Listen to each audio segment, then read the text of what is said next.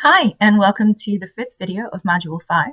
In this video, we'll be discussing something called conditional probability, and we'll be using two-way tables to compute the values.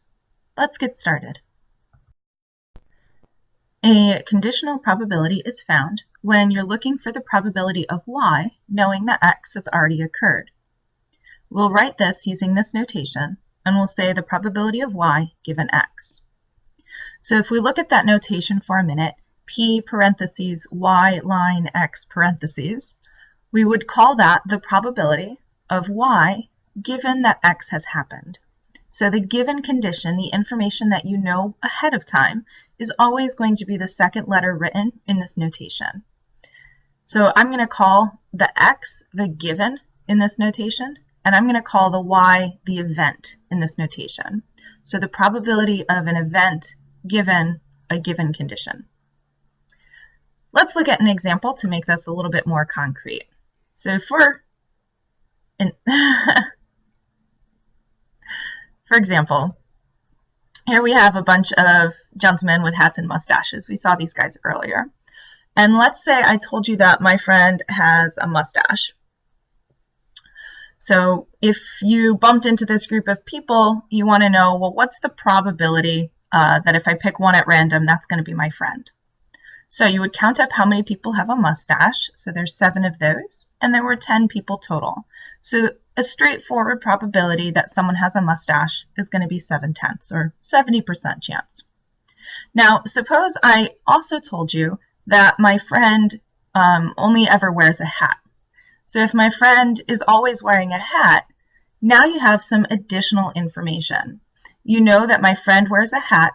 What's the probability that he has a mustache? The way that we would write this is that probability of m given h. In this case, m is standing for mustache and h is standing for hat. This time when I go to compute the probability, I ignore everyone who doesn't already have a hat since I know that information about my friend. So there would be 1, 2, 3, 4, 5 people wearing a hat, and 4 of them have a mustache. So the probability that someone has a mustache if they're wearing a hat is the same as 4/5, or an 80% chance. So notice that if you are given a particular condition or special information, that can change the likelihood of the probability of an event. Let's see how this is going to work with a two-way table. A 2014 report from Excellus Blue Cross Blue Shield found that if upstate New York were counted as its own state, it would have the 17th highest adult smoking prevalence in the country, while the rest of the state would have the 3rd lowest rate. So compared to the rest of New York State, upstate New Yorkers smoke a lot more.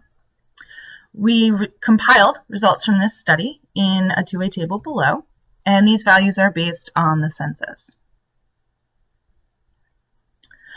All right, so let's shift the two-way table up so we have some room to work.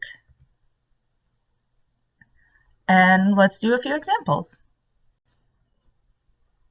The first example is to determine the probability that somebody smokes if they live in the Utica, Rome, or North Country area.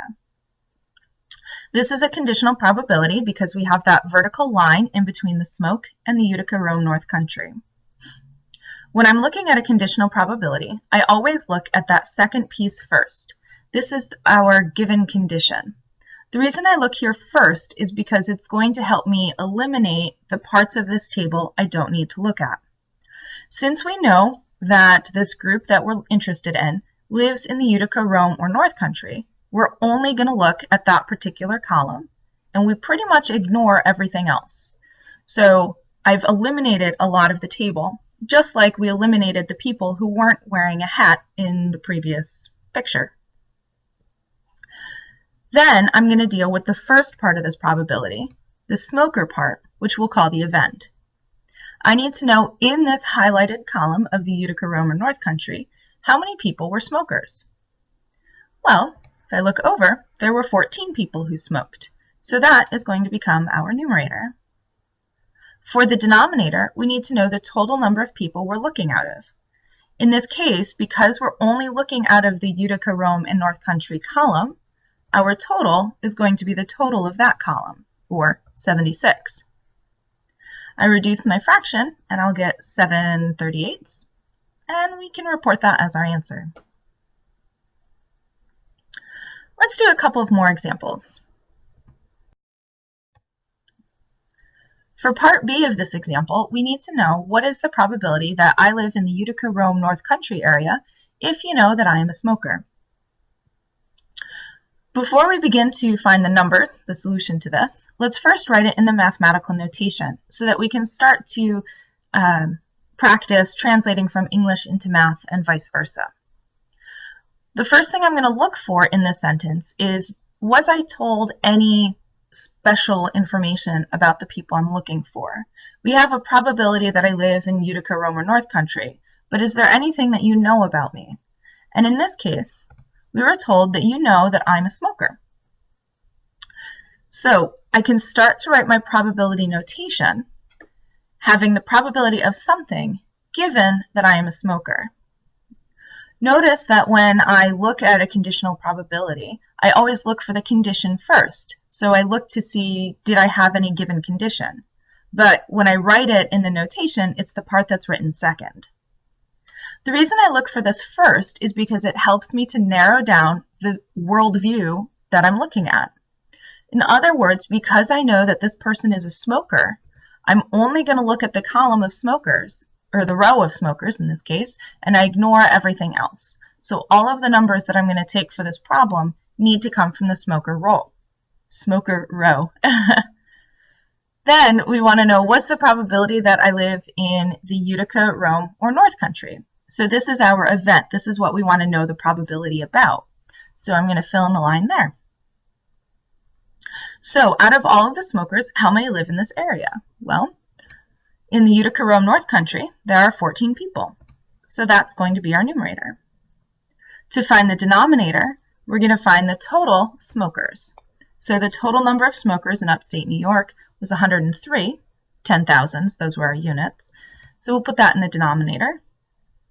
And then we'll see if this can simplify, and it doesn't. So we have 14 over 103. Let's do one more example together. Suppose I have a friend who lives in the Finger Lakes. What's the probability that they're not a smoker? In this problem, we were given the given condition in the first sentence when I said that I have a friend who lives in the Finger Lakes. So this means we're going to look only in this column and ignore everything else because we know this person lives in the Finger Lakes. Then the part about the probability event is going to be that they are not a smoker. So we're interested in those who live in the Finger Lakes who are not a smoker. And in this case, there were 89 of those people. If we start to write this out, notationally, this will be the probability that I find somebody who is not a smoker, given that they live in the Finger Lakes. And these two pieces of information overlap at 89, so that's our numerator. For the denominator, we're going to use the denominator of the Finger Lakes column, since that's our given information. So this is out of 108. Since this does not reduce, that will be our answer.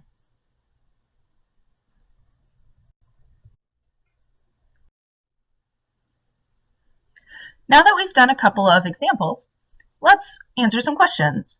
So generally speaking, is the probability of x given y the same as the probability of y given x?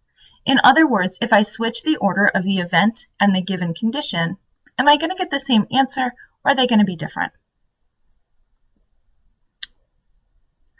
In this case, no, they will usually not be the same. On rare occasions, they might be, but typically speaking, you will get different answers if you change the order of the event and the conditional. For example, examples A and B are an instance of this. In example A, we found the probability of a smoker given that they lived in Utica, Rome, or North Country. In example B, we found the probability that somebody lived in Utica, Rome, or North Country given that they were a smoker. And I put the two-way tables up here so we can kind of see that we were looking in different places. We were looking at different information when we solved these two problems. In the two-way table on the left, we were looking at the column for the Utica, Rome, and North Country. And so we had 14 out of 76. In the two-way table on the right, we were looking only at smokers, and so we had 14 out of 103. The overlap of the row of smokers and the column of Utica, Rome, North Country is the same in both of them. So notice that both of these two-way tables have the 14 highlighted. This means that for this conditional probability, the numerator will be the same. However, since we're looking out of different groups of people, the denominators are going to be different. In the two-way table to the left, the denominator was 76, but it was 103 in the table on the right. So that's where we're going to get our difference. Typically, you will not have the same number of smokers as the same number of people living in the Utica, Rome, North Country. So the numerators of these two conditional probabilities will be the same, but the denominators are going to be different.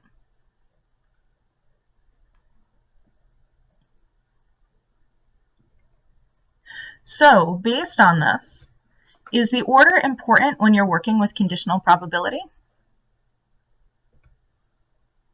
Yes, the order is very important. So you have to make sure you pay careful attention to which of the pieces of information is the given part and which piece is the event part. Thanks for watching. In the next video, we'll be discussing conditional probabilities, but this time using formulas instead of two-way tables. This is going to be similar to what we did in the previous video where we examined compound events also using formulas. Thanks for watching and have a wonderful day.